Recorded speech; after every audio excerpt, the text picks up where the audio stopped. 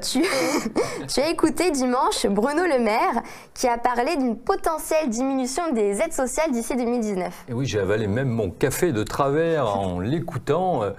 Comme moi, tu avais découvert dans Le Monde une note de la direction du budget, c'était le 19 mai dernier, et cette note prévoyait ou envisageait une diminution des aides sociales. Alors, comme le ministre passait sur Europe 1, eh bien, c'était l'occasion de savoir s'il confirmait ou non les pistes qui étaient évoquées dans cette note.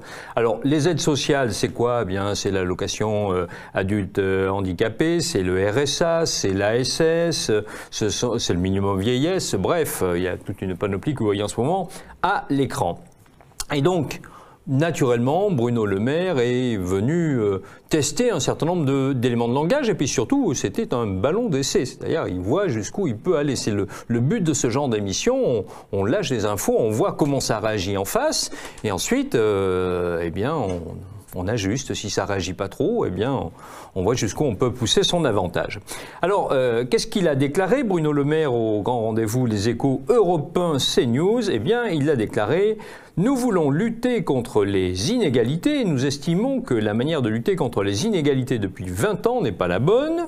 Il y a des inégalités importantes et nous les compensons par des aides sociales toujours plus élevées. Nous voulons rompre avec ça et traiter ces inégalités à la racine en formant mieux, en qualifiant mieux, en donnant des emplois.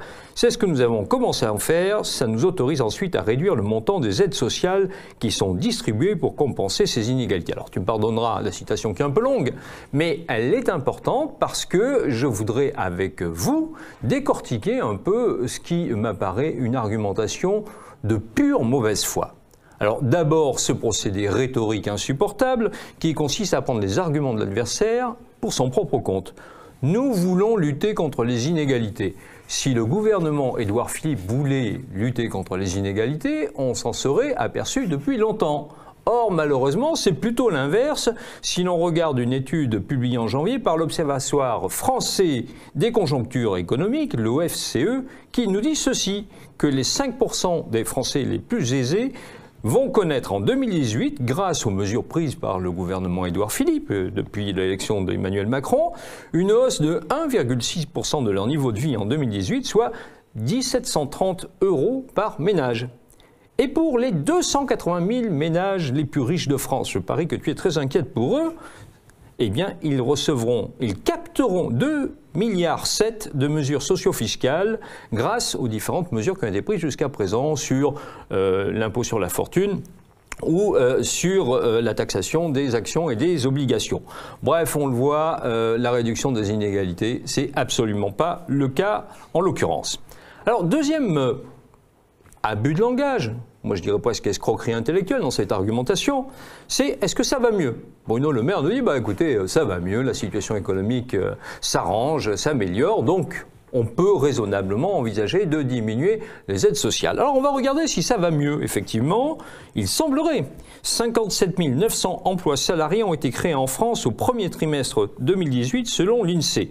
Et le Noble Institut ajoute que c'est une progression de 0,3%, notamment grâce au développement de l'emploi dans les services. Seulement, il faut immédiatement corriger cette affirmation. Si le nombre des chômeurs inscrits à Pôle emploi a baissé au premier trimestre, en revanche, le nombre de chômeurs qui ont une petite activité à côté a lui augmenté, ce qui fait que, à l'arrivée, le nombre de demandeurs d'emploi, avec ou sans activité, est resté stable. Autrement dit, ça ne va pas mieux, ça reste équivalent. Donc, l'argument qui consisterait à nous dire il y a une embellie économique, nous sommes en droit de rogner sur les aides sociales, cet argument est totalement spécieux, il est fallacieux. Et troisième élément, quand même, de cette argumentation, troisième élément de faiblesse, j'ai envie de dire, c'est pour ça que cette argumentation est tout simplement imbécile. Et je pèse mes mots. La personne qui est au RSA, la personne qui bénéficie d'un minimum vieillesse, la personne qui bénéficie de l'ASS, est-ce que le fait qu'il y ait une embellie économique autour d'elle change quelque chose à sa situation personnelle? Autrement dit, est-ce qu'elle va consommer moins? Est-ce qu'elle va acheter moins de baguettes de pain? Moins de boîtes de sardines? Est-ce qu'elle va diminuer la surface de son logement? Non. ces besoins restent les mêmes quand bien même la situation globale s'améliore. C'est là que le raisonnement est proprement scandaleux. C'est conclure d'une situation macroéconomique à la nécessité de diminuer les aides pour ceux qui en ont le plus besoin. Et je pense que c'est important parce que ce petit exercice auquel s'est livré Bruno Le Maire, c'est toute l'argumentation du gouvernement que nous allons entendre dans les prochaines semaines. Et voilà pourquoi ce soir, je tenais quand même à mettre les points sur les i. Eh bien, merci Serge pour ce décryptage des éléments de langage de Bruno Le Maire qu'on risque de réentendre sur diverses chaînes télé.